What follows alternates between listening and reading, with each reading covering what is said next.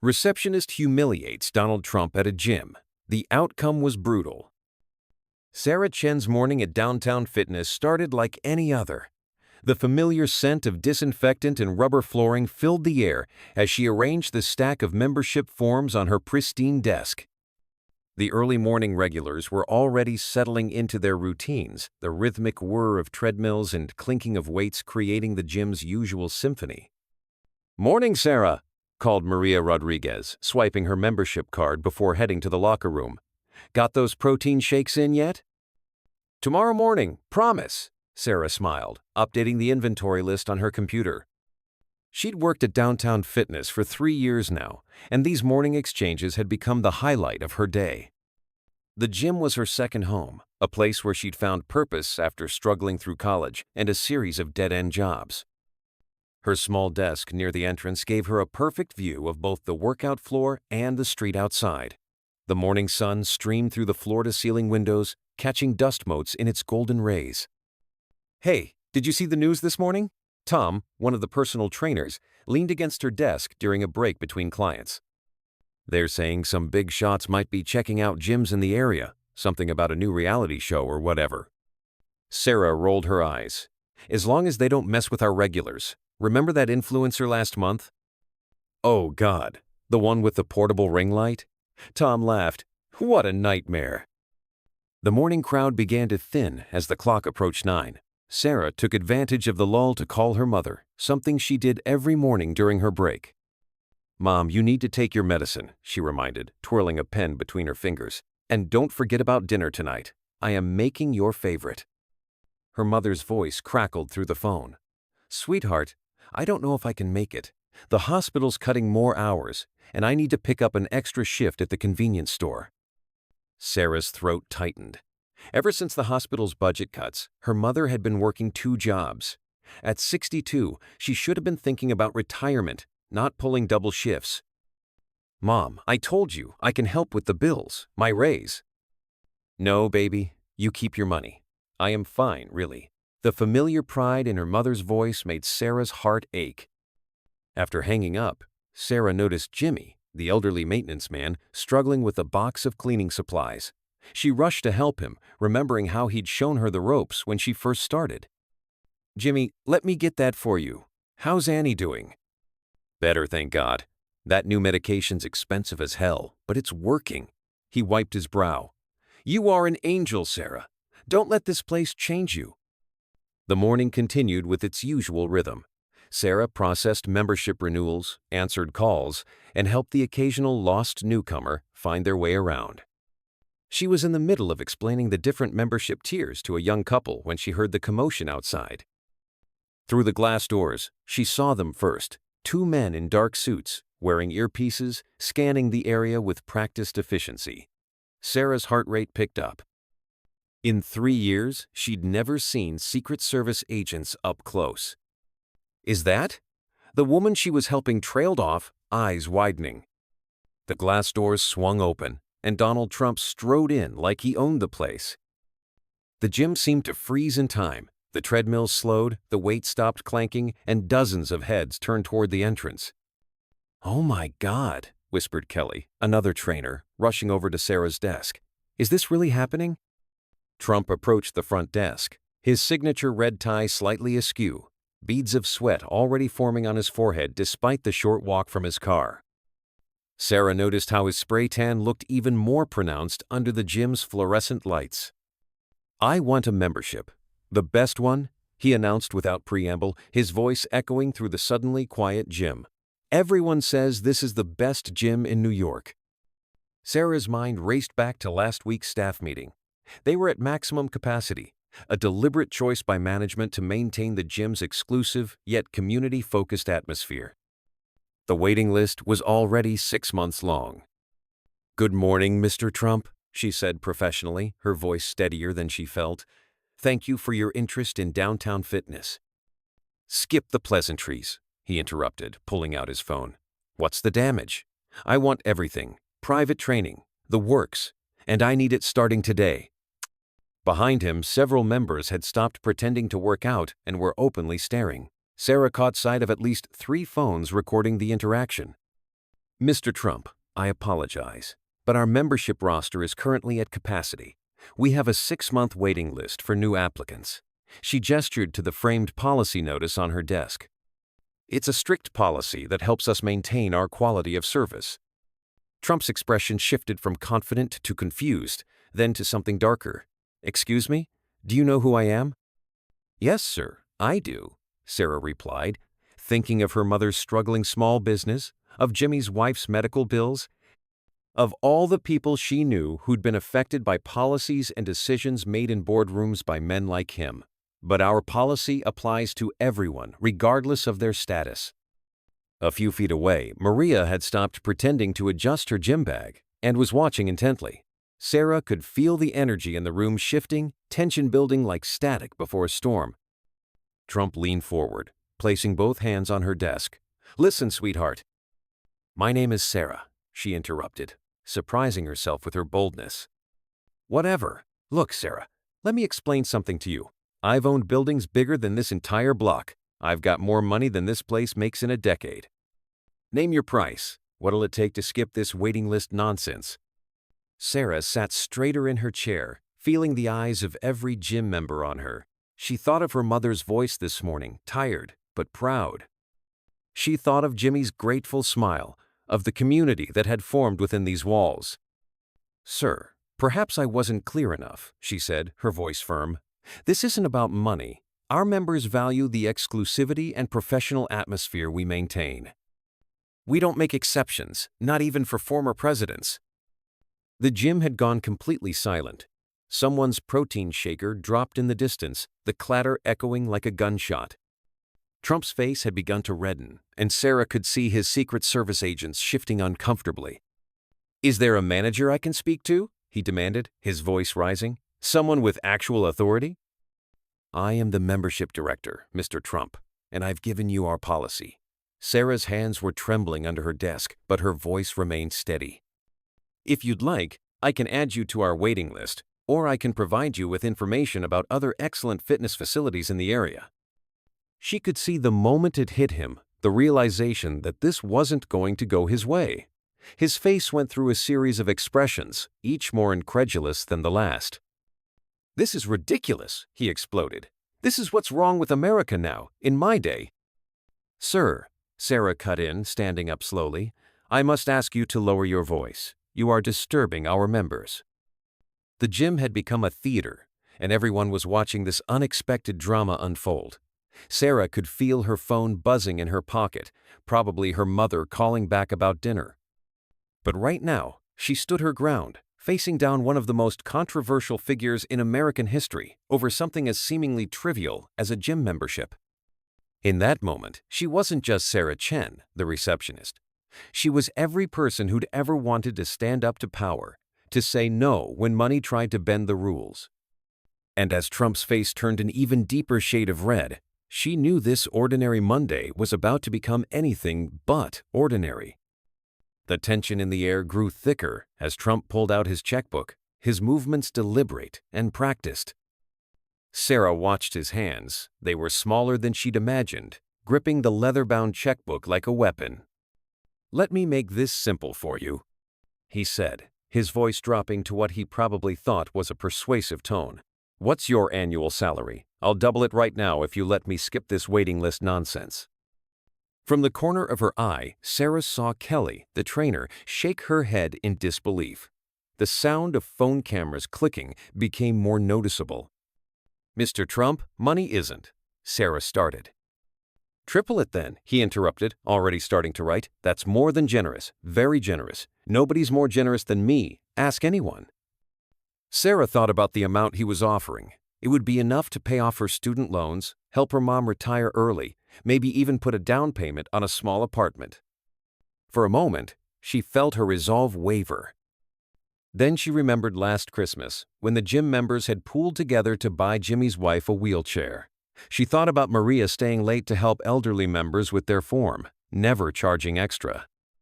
This wasn't just a gym, it was a community.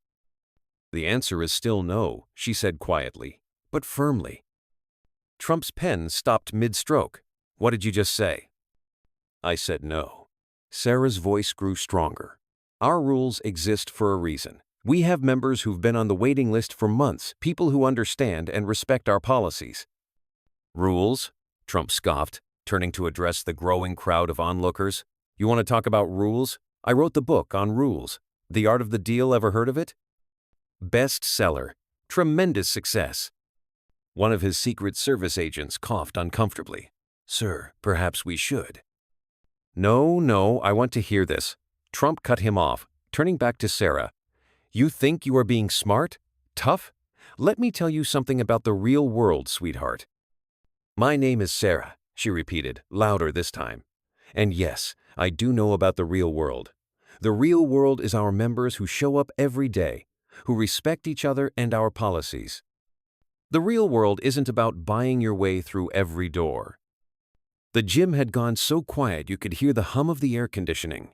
Trump's face had turned an alarming shade of purple, the color creeping up from his collar. Do you know what I could do to this place? He sputtered. One tweet, just one, and this dump would be finished. That's when something snapped inside Sarah. All the frustration of watching her mother work double shifts, of seeing small businesses in her neighborhood close down, of hearing stories about powerful men throwing their weight around, it all came bubbling to the surface. Are you threatening us, Mr. Trump? She asked, her voice clear and carrying across the now silent gym. Because I should remind you that there are at least a dozen people recording this interaction. As if on cue, more phones rose into the air. Trump's eyes darted around, seeming to finally register just how many witnesses were present.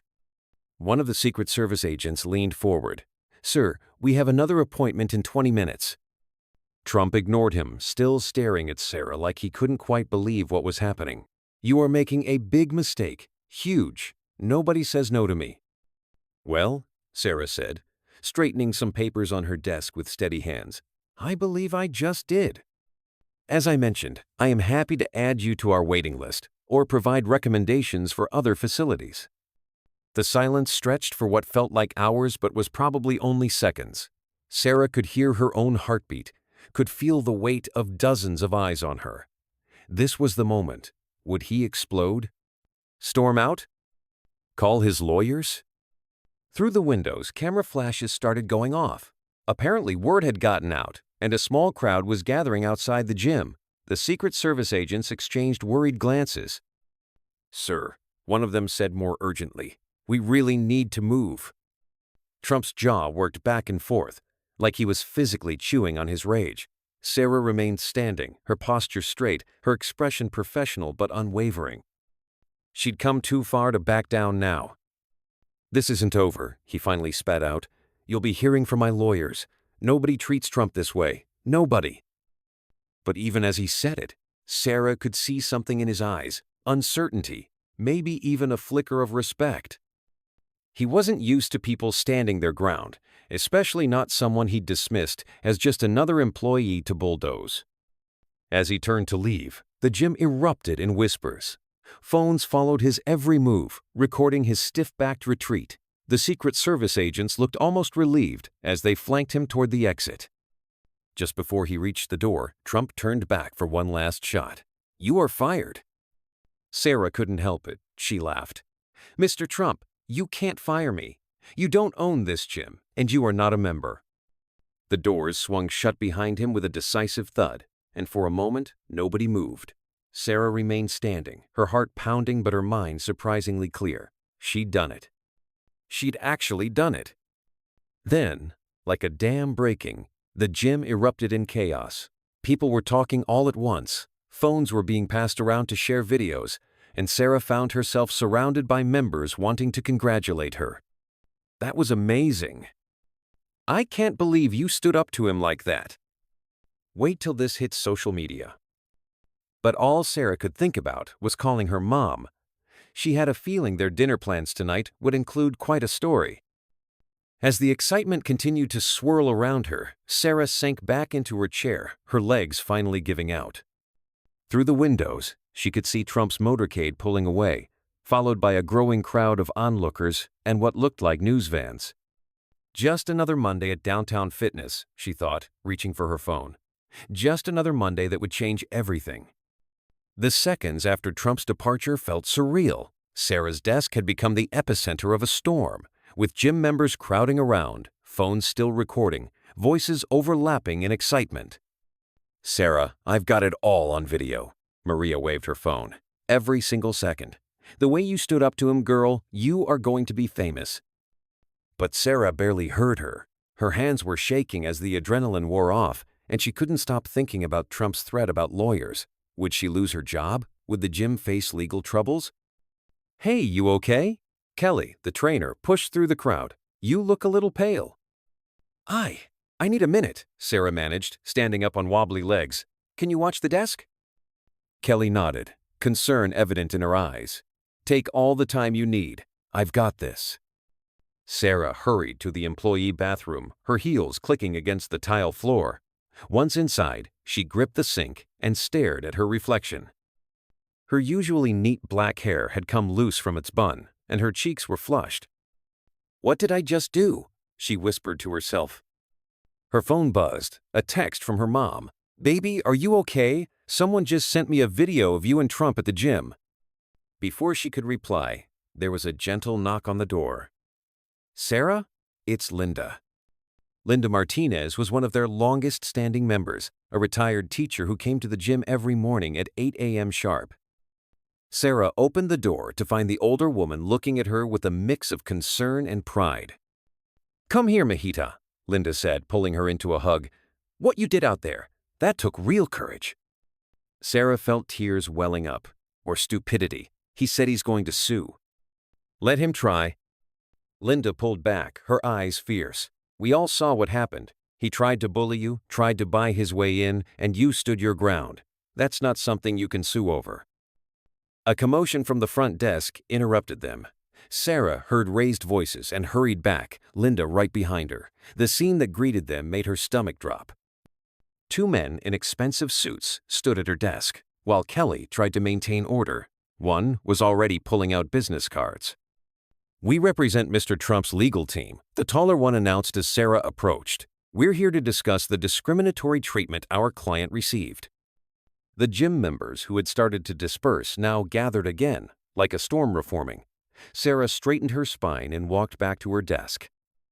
"Excuse me," she said firmly, "but this is private property.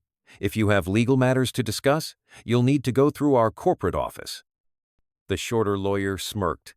"Miss Chen, we're giving you a chance to avoid a very public, very expensive lawsuit. Mr. Trump is willing to be reasonable if you simply apologize and grant him membership immediately." Sarah felt a surge of anger replace her fear. Reasonable, like when he tried to bribe me, or when he threatened the gym. "Those are serious allegations," the taller lawyer said smoothly.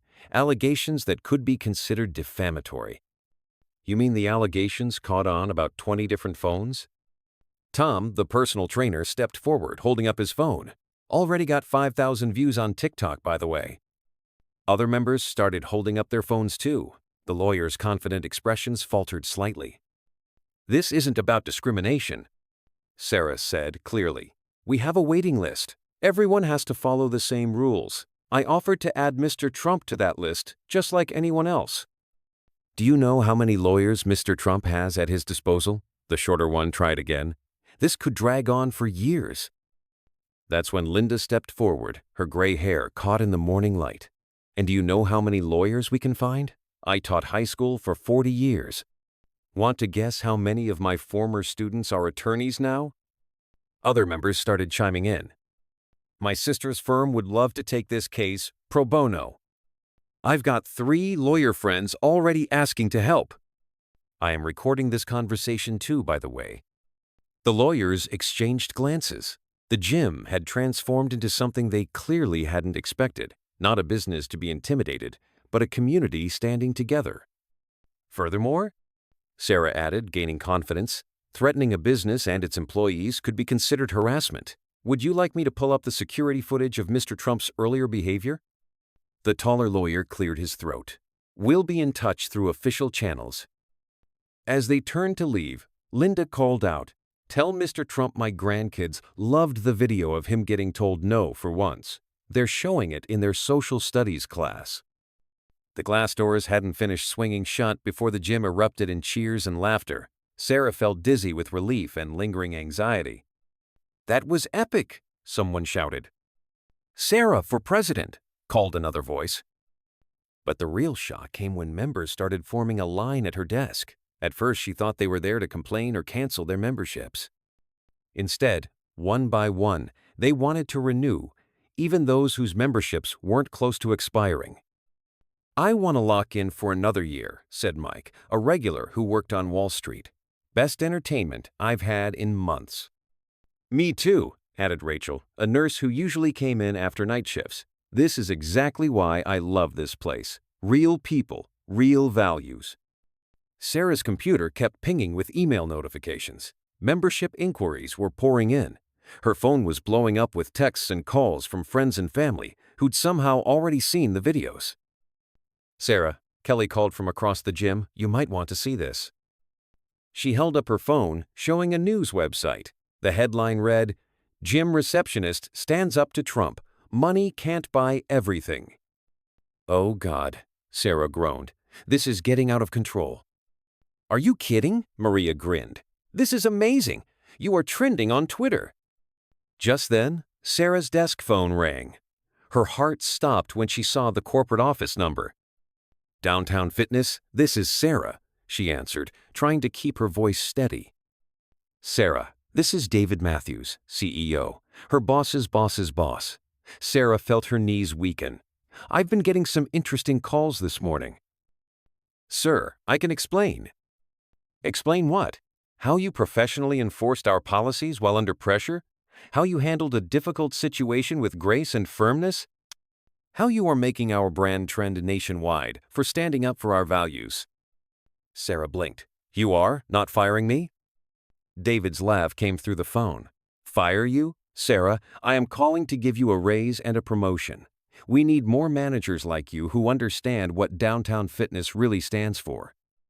The rest of the morning passed in a blur. News vans had started parking outside, and Sarah's inbox was flooding with interview requests. But she kept doing her job, checking in members, answering phones, maintaining order in her little corner of the fitness world. During a quiet moment, Jimmy the maintenance man brought her a cup of coffee. "My Annie saw the video," he said, grinning. "Says she hasn't been this proud since our grandson graduated college." Sarah took the coffee gratefully. "I still can't believe any of this is real." "Oh, it's real all right," Jimmy chuckled. "And you know what the best part is? You didn't do it for attention or fame. You did it because it was right." Around noon, Sarah finally got a proper break.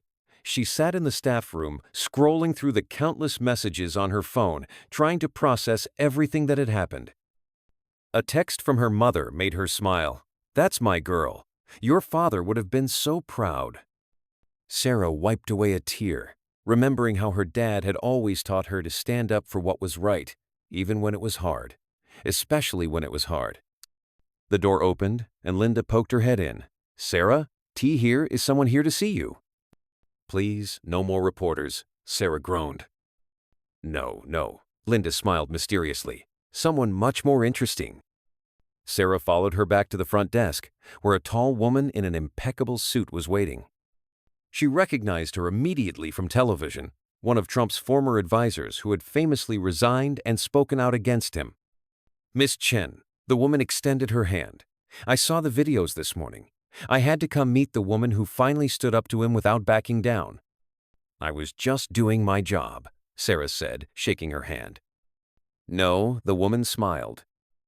"You were doing what more people should do, showing that integrity matters more than influence, that rules apply to everyone, and that sometimes the strongest power is simply saying no." As they talked, Sarah noticed more members gathering, phones still recording occasionally. But now it felt less like they were capturing a spectacle, and more like they were documenting a moment. A simple morning, when an ordinary gym receptionist reminded everyone that standing up for what's right isn't just for heroes. In movies. The woman lowered her voice.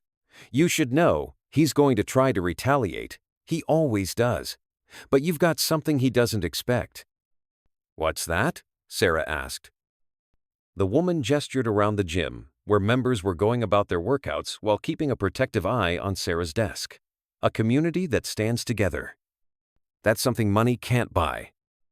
As the woman left, Sarah looked around at her workplace, at Jimmy mopping the floors while humming, at Maria spotting a new member on the weights, at Linda chatting with other regulars by the water fountain. This wasn't just where she worked anymore. This was where she'd found her voice, her strength, and her family. Her phone buzzed again, another news alert about the incident, but Sarah just smiled and put it away. She had membership forms to process after all. The waiting list wasn't going to manage itself. The afternoon brought a new wave of chaos when several news crews set up camp outside the gym's entrance. Sarah watched through the windows as reporters did their stand-ups, gesturing toward the building while talking into cameras. "This is getting ridiculous," Tom said, joining her at the window. "They're blocking the entrance. Members can barely get in." Sarah's phone buzzed again, this time with a text from an unknown number. "Big mistake. Nobody humiliates Trump. Watch your back." She showed it to Kelly, who immediately frowned. "We should report this. Save screenshots of everything." "Already on it," Sarah replied, trying to keep her voice steady. But inside, her stomach was churning. What had she really started? The gym's phone wouldn't stop ringing. Most calls were from reporters, but some were angry Trump supporters hurling insults. Sarah handled each one professionally. "Downtown Fitness, this is Sarah speaking. No comment at this time. Have a nice day." Click, ring, repeat. Around 3 p.m., a sleek black car pulled up outside. A woman in designer clothes stepped out, marching straight into the gym like she owned it. Sarah recognized her immediately, one of Trump's former lawyers who'd frequently appeared on television defending him. "You are making a serious mistake," the woman announced, dropping a thick manila envelope on Sarah's desk. "This is your last chance to make this right." Sarah stared at the envelope but didn't touch it. "Make what right? Following our gym's policies?" "Don't play naive," the lawyer sneered. "You know exactly what you did. This little publicity stunt of yours, it ends now." The gym had gone quiet again. Sarah could feel everyone watching, waiting to see what would happen next. "There was no publicity stunt," Sarah replied calmly. "Mr. Trump came in demanding special treatment. I explained our policies. He didn't like hearing no. That's all that happened." "That's not how he remembers it," the lawyer said, tapping the envelope. "In fact, he specifically remembers you making several discriminatory comments." "You mean the comments caught on dozens of videos?" Linda's voice rang out as she approached the desk. "The same videos showing him trying to bribe Sarah?" Other members started gathering closer. "We all saw what happened. We heard everything. Try lying about it. We've got proof." The lawyer's confident expression wavered slightly. She clearly hadn't expected such unified resistance. "This isn't over," she warned, turning to leave. "The envelope," Sarah called after her. "You forgot your envelope." "Keep it. You'll need to show it to your lawyer." As the door closed behind her, Sarah finally let out the breath she'd been holding. Her hands were shaking as she carefully opened the envelope. "What is it?" Kelly asked, peering over her shoulder. "A cease and desist letter and a lawsuit threat." Sarah skimmed the legal documents. "They're claiming I discriminated against him and damaged his reputation." "That's ridiculous," Maria exclaimed. "If anything, you helped his reputation by treating him like everyone else." Jimmy, who had been quietly observing, spoke up. "You know what this means, right? He's scared." Everyone turned to look at him. "Think about it," Jimmy continued, leaning on his mop. "All these lawyers, all these threats, he's not mad because you said no. He's scared because you showed everyone that his money and power don't always work." The truth of Jimmy's words hung in the air. Sarah looked around at the faces of her gym family, all these people who'd stood by her, who were still standing by her. "Well," she said, straightening the papers on her desk, "I guess I better call my cousin Lisa. She's been dying to use her law degree for something exciting." The rest of the afternoon became a blur of phone calls, emails, and impromptu meetings. Members kept bringing Sarah coffee and snacks, refusing to let her face any of this alone. Around 6 p.m., her mom finally managed to get through the media crowd outside and into the gym. She rushed to Sarah's desk, tears in her eyes. "My brave girl," she whispered in Mandarin, hugging Sarah tight. "Your father would be so proud." Sarah held on to her mother, remembering all the times her parents had told her to stand up for what's right, even when it was hard. They'd faced discrimination, worked multiple jobs, sacrificed everything to give her opportunities, and now here she was, standing her ground just like they'd taught her. "Mom," Sarah said, pulling back to look at her mother's face, "I am scared. What if they really do sue? What if?" "Then we fight," her mother said firmly, "together, like we always have." As the day wound down, the gym slowly emptied, though a few reporters remained outside. Sarah started her closing routine, trying to maintain some normalcy in what had become the most abnormal day of her life. "Sarah, Kelly called from the training area. You might want to see this." She held up her phone, showing a social media post. It was from a former Trump Organization employee, sharing the video of Sarah standing up to Trump. "I wish I'd had this courage when I worked for him. This is what standing up to bullies looks like. Number Gym Hero, number Sarah Chen." The post already had millions of likes and shares. "Look at the comments," Kelly scrolled down. "People are sharing their own stories of standing up to powerful bullies. You've started something bigger than just a gym membership dispute." Sarah sat heavily in her chair, overwhelmed by the magnitude of what had happened. A simple Monday morning had turned into, what exactly? A movement? A moment? A reminder that sometimes the biggest changes start with the smallest "no." As she gathered her things to leave, Linda stopped by one last time. "Ready for tomorrow?" the older woman asked with a knowing smile. Sarah thought about the lawsuit threat, the media circus, the angry calls, and the supportive messages. She thought about her parents' sacrifices, about Jimmy's wisdom, about her gym family's unwavering support. "You know what?" she said, standing straight and proud. "I actually am." Because tomorrow would bring what it would bring, but Sarah Chen had found her voice, and she wasn't about to lose it now. The next morning, Sarah could barely make it through the crowd gathered outside Downtown Fitness. News vans lined the street, and reporters called out questions as she approached. "Sarah, how does it feel to stand up to Trump? Any response to the lawsuit threats? Is it true you are writing a book?" She kept her head down, clutching her coffee cup like a shield. A security guard the gym had hired overnight helped her through the crowd. "Thanks, Marcus," she said as they reached the doors. "No problem, Miss Chen. My wife showed me that video last night. You are her new hero." Inside, the gym was already buzzing despite the early hour. Members were talking in hushed clusters, phones in hand, showing each other something. "Sarah?" Kelly rushed over. "Have you seen it?" "Seen what?" Kelly thrust her phone forward. On the screen was Trump's latest social media post.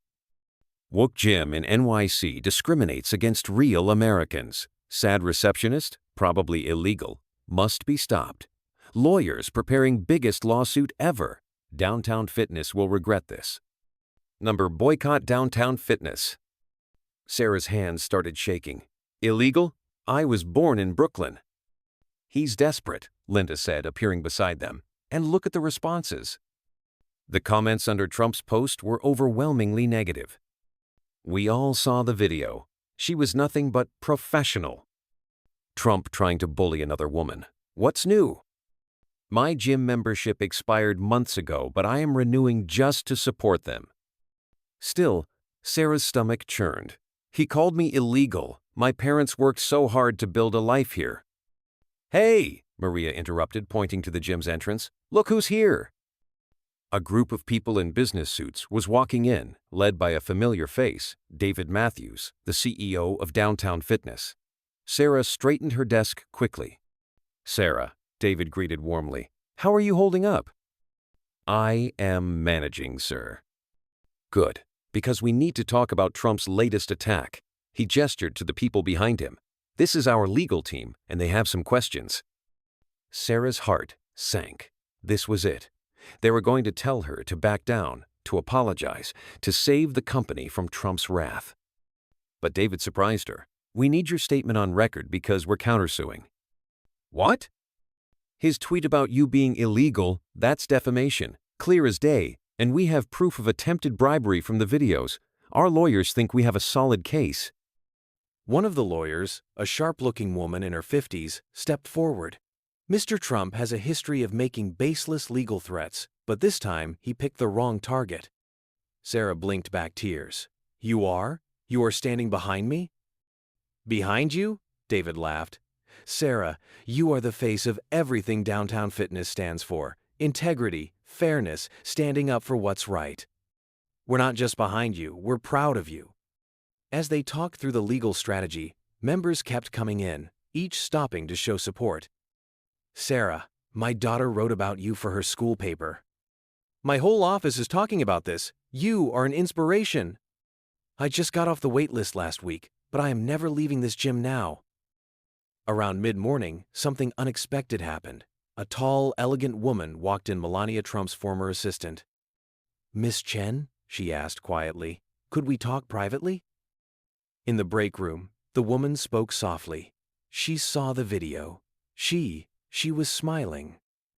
Mrs. Trump? Yes. She wanted you to know, off the record, of course, that watching someone stand up to him without fear, it meant something. To a lot of people. The woman left as quietly as she came, leaving Sarah to process this surreal moment. When she returned to her desk, she found Linda waiting. Everything okay? Linda asked. You look like you've seen a ghost. More like received a secret message from a queen, Sarah muttered, then filled her in. Linda chuckled. You know what's happening, right? You are becoming a symbol. I don't want to be a symbol, Sarah protested. I just want to do my job. Sometimes we don't choose these moments, Linda said wisely. They choose us. The gym's phone rang, another angry Trump supporter. But before Sarah could answer, Linda gently took the receiver. Downtown Fitness, where we treat everyone equally, even former presidents. How may I help you? The caller hung up, and everyone within earshot burst out laughing.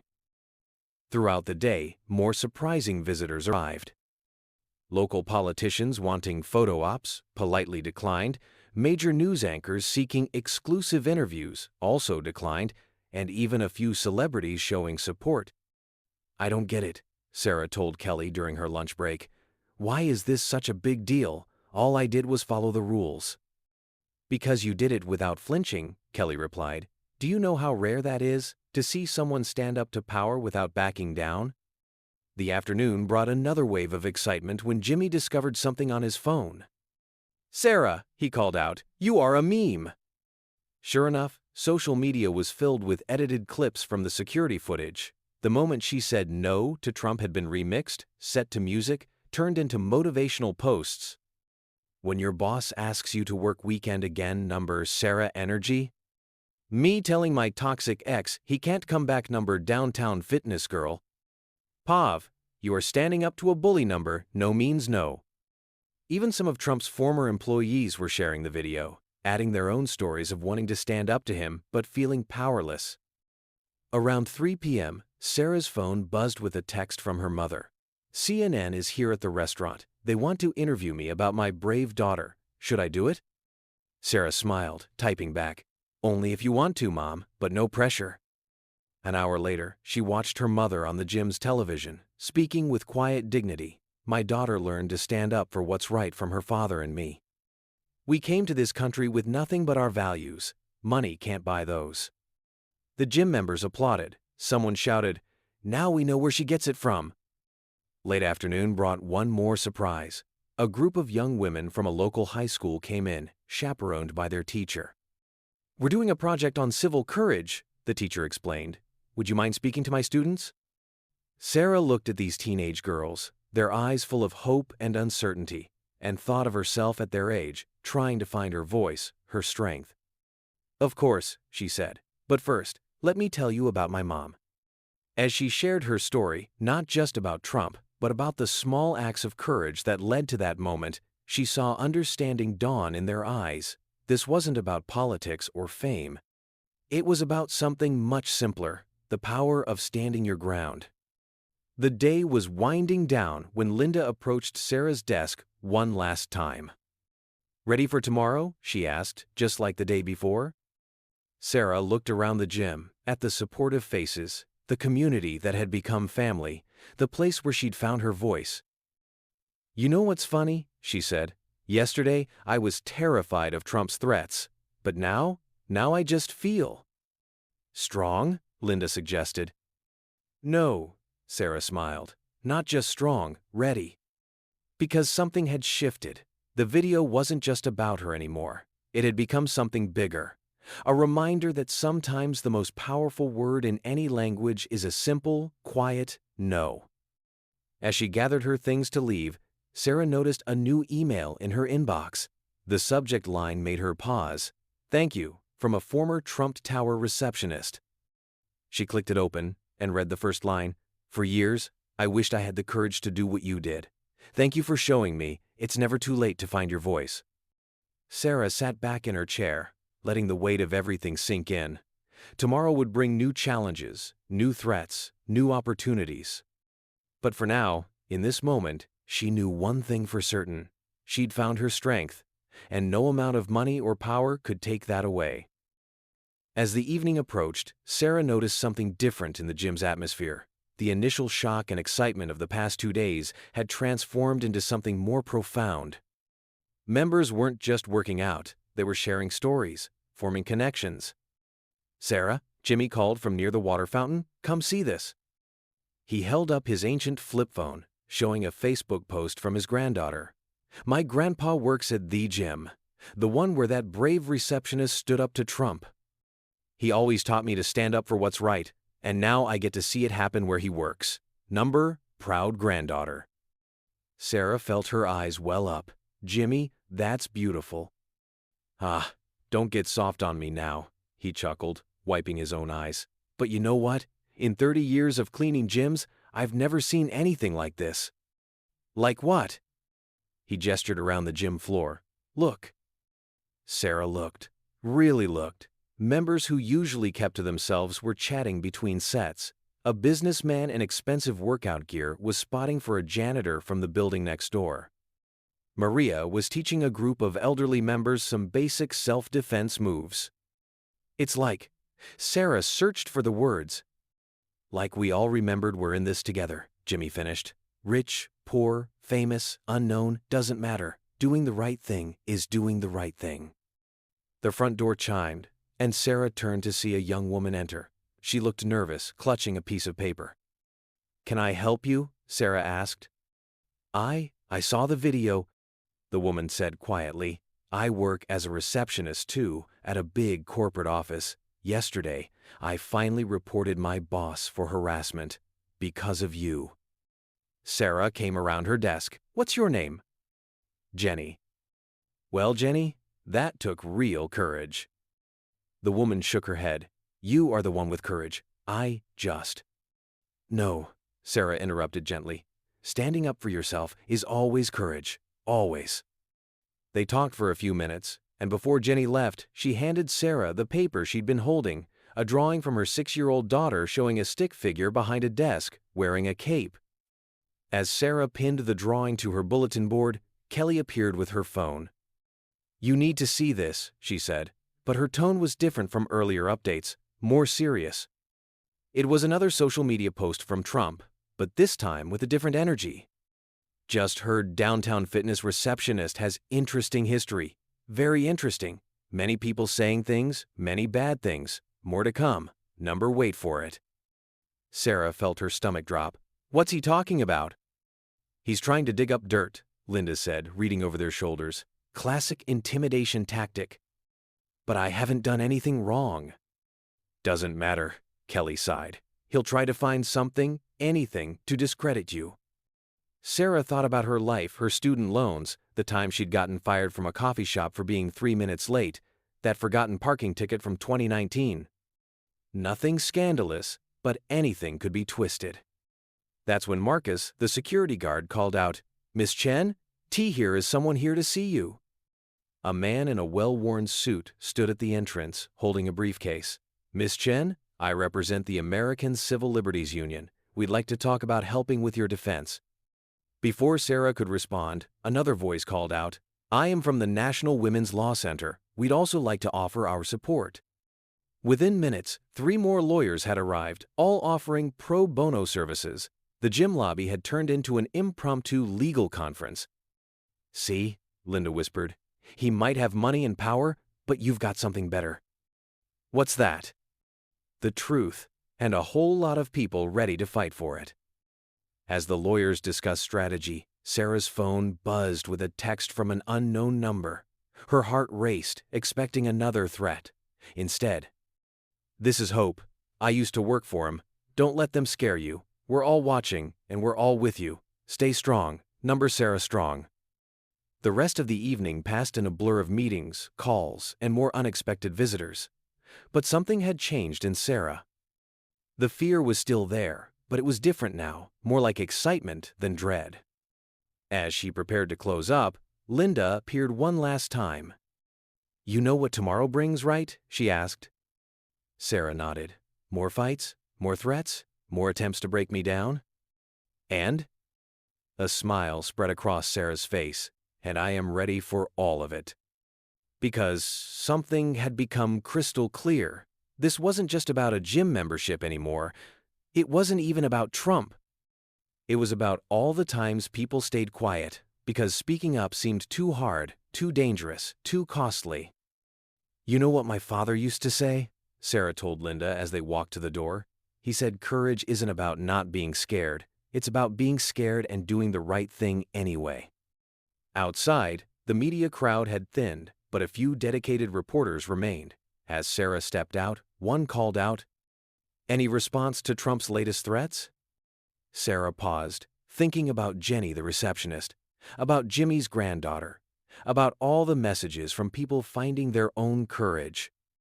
"Yes," she said clearly, "my response is, see you tomorrow." Because tomorrow would bring what it would bring. But Sarah Chen had found her voice, and she wasn't about to lose it now, not when so many others were finding theirs too. The morning after Trump's threatening post brought unexpected calm to downtown Fitness. The media frenzy had died down slightly, though a few dedicated reporters still camped outside. Sarah arrived early, coffee in hand, accompanied by Marcus the security guard. "Quiet morning," he noted, scanning the street. "Too quiet," Sarah replied, "like the calm before a storm." Inside, the gym was already humming with its usual early morning energy. Linda was on her favorite elliptical, while Maria guided a new member through their first workout. "Sarah!" Kelly rushed over, tablet in hand. "You need to see this." It was an email from corporate Downtown Fitness's waiting list had grown by over 10,000 people overnight. Applications were pouring in from across the country.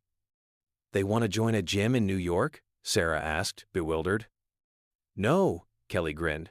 "They want to join your gym, the one that stands up to bullies." The front door chimed, and Sarah looked up to see a familiar face, her mother, carrying a large bag of dumplings. "Mom, what are you doing here?" "Can't I bring breakfast to my famous daughter?" Her mother started unpacking the food at Sarah's desk. Besides, the restaurant is crazy now. Everyone wants to eat where that brave gym girl's mother works. As the smell of fresh dumplings filled the air, gym members gathered around, sharing stories and food. It felt like a family breakfast. "Sarah Chen?" A woman in a sharp business suit stood at the desk, holding out her card. "I am from Forbes. We'd like to feature you in our Women Who Lead series." Before Sarah could respond, another voice called out, "We're from The View. Would you consider being a guest?" "Good Morning America here." Sarah felt overwhelmed. "I am just a receptionist." "No," Linda said firmly, joining them. "You are someone who reminded people that standing up for what's right isn't just for superheroes." The phone rang. Sarah's cousin Lisa, the lawyer. "Good news," Lisa said. "Trump's legal threats? They're empty. We've got 12 law firms offering to represent you pro bono, and the videos prove everything." But his latest post, Sarah began, "is desperate intimidation. He's got nothing on you, Sarah, nothing." As she hung up, Jimmy approached with his mop and a knowing smile. "Did you see what they're calling you on Twitter?" "Do I want to know?" "Number gym warrior," he chuckled. "My granddaughter says you are trending." The morning continued with its usual rhythm of check-ins and workouts, but there was something different in the air. Members who'd never spoken before were chatting between sets. People were sharing their own stories of standing up to power. Around noon, a group of young women in business attire entered the gym. "We're former Trump Organization employees," their spokesperson said. "We want to thank you. Some of us tried to stand up to him and lost our jobs. Seeing you hold your ground, it means more than you know." Sarah felt tears welling up. "I was just doing my job." "Sometimes that's all it takes," one of them replied. "Just doing your job with integrity." The afternoon brought another surprise when a delivery person arrived with dozens of bouquets. "From women across the country," he explained, handing Sarah the cards. "They all say thank you." Each card told a story. "I finally reported my abusive boss." "I stood up to workplace harassment today." "You showed my daughters what courage looks like." As Sarah arranged the flowers around her desk, Tom called out from the wait area, "Sarah, look!" On the gym's television, a major news network was running a segment, "The Trump Gym Incident, a Moment That Sparked a Movement." The reporter was saying, "What began as a simple gym membership denial has evolved into something larger, a symbol of standing up to power and privilege." "Turn it off," Sarah said quietly. "Please." "Why?" Kelly asked. "This is amazing." "Because it's not about the publicity. It never was. It was about doing what's right." Just then, her phone buzzed with a text from an unknown number. The message made her gasp. "Thank you for showing me it's okay to say no, MT." "Is that who I think it is?" Linda peered at the phone. Sarah just smiled and tucked her phone away. Some messages were better kept private. The day continued with its mix of normal gym routines and extraordinary moments. Members kept working out. Paperwork still needed filing, but now there was something else, a sense of community, of shared purpose. Late afternoon brought one final surprise. A group of high school students arrived with their government teacher. "Would you mind speaking to my class?" the teacher asked. "About civic courage?" Sarah looked at these young faces, saw their hope and uncertainty, and thought of herself at their age. "Actually," she said, "I'd rather hear from you. What does courage mean to you?" For the next hour, they sat in a circle on yoga mats, sharing stories and dreams. One girl admitted to standing up to bullies at school. A boy talked about defending his immigrant parents. "See," Linda whispered to Sarah, "this is the real victory. Not trending hashtags or news coverage. This." As closing time approached, Sarah began her usual end-of-day routine. The flowers on her desk had begun to wilt slightly, but their message remained strong. Jimmy paused in his cleaning to say, "You know what my Annie said? She said sometimes the biggest changes start with the smallest no." Sarah smiled, thinking of that Monday morning that felt like a lifetime ago. "Your Annie's a wise woman." "That she is." He leaned on his mop. "And you know what else? Trump joined that fancy gym uptown." "Really?" "Yep, heard they gave him the VIP treatment, all the special privileges he wanted." "Good for them," Sarah said sincerely. "Everyone deserves a place to work out." As she gathered her things to leave, Linda appeared for their now traditional evening chat. "So," the older woman said, "what's next for the famous Sarah Chen?" Sarah looked around the gym, at the community that had become family, at the place where she'd found her voice. "Nothing's next," she replied. "I am exactly where I need to be." Outside, the last reporter was packing up his equipment. "Any final statement?" he called out. Sarah thought about all the messages she'd received, all the stories of people finding their courage. "Just this," she said. "Sometimes doing the right thing is as simple as following the rules, even when it's hard, especially when it's hard." Because in the end, that's all she'd done. She'd followed the rules, stood her ground, and somehow that small act of integrity had rippled out into something bigger than herself. As she walked home in the gathering dusk, Sarah thought about what her father used to say. Life isn't about the big moments of courage, it's about the small choices we make every day. She'd made her choice that Monday morning, and she'd keep making it, one day at a time.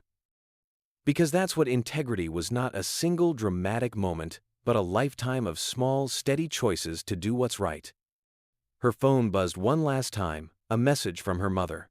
"Proud of you, baby girl. Always have been, always will be." And really, that was all that mattered.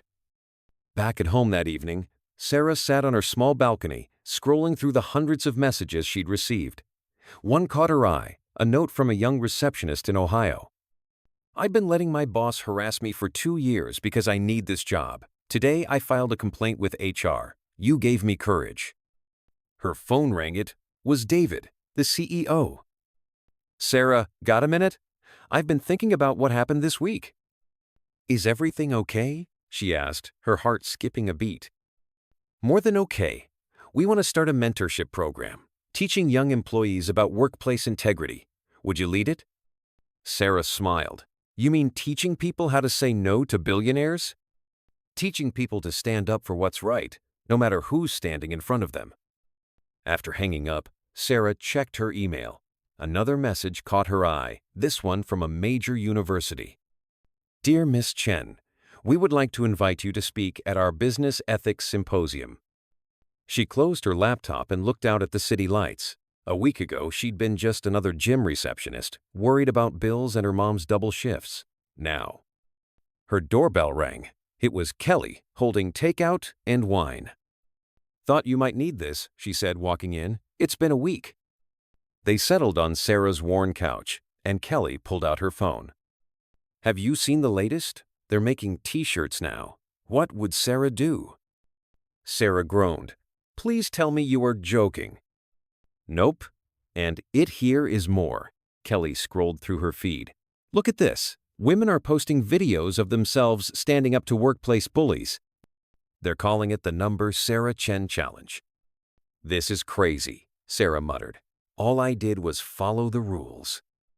"No," Kelly said seriously. "You did what most people are afraid to do. You stood your ground when it would have been easier to give in." They were interrupted by another phone call, Linda this time. "Turn on the news," she said without preamble. The top story was about Trump's Uptown gym membership. The reporter was saying, "Sources say the former president demanded and received multiple special privileges, contrasting sharply with his experience at Downtown Fitness." Sarah turned off the television. "You know what's funny? He could have just waited his turn on the list like everyone else." "But then he wouldn't be Trump," Kelly laughed. Later that night, after Kelly left, Sarah found herself looking at old photos on her phone. She stopped at one of her father, taken at her high school graduation. He was beaming with pride. "Did I do right, Dad?" she whispered to the photo. "Did I make you proud?" Her phone buzzed with a text from Jimmy. "Annie says to tell you she's taking our granddaughter to self-defense classes. Says it's never too early to learn to stand up for yourself. You started something good, kid." And maybe that was the real victory. Not the viral videos or news coverage, but the quiet ripples of change spreading out into the world. One small act of courage inspiring another and another. Sarah got ready for bed, setting her alarm for another early morning at the gym. Tomorrow would be just another day of checking in members, processing paperwork, and maintaining the waiting list. And that was perfect. Because sometimes the biggest victories come disguised as ordinary moments. Sometimes changing the world looks a lot like just doing your job with integrity. As she drifted off to sleep, Sarah thought about all the other ordinary people out there, facing their own moments of choice. She hoped they'd find their courage just as she'd found hers. And somewhere in the city, a reporter was finishing up tomorrow's story. The Downtown Fitness incident wasn't just about a gym membership. It was about something we all recognize, but often forget: the power of one person saying no when it matters most.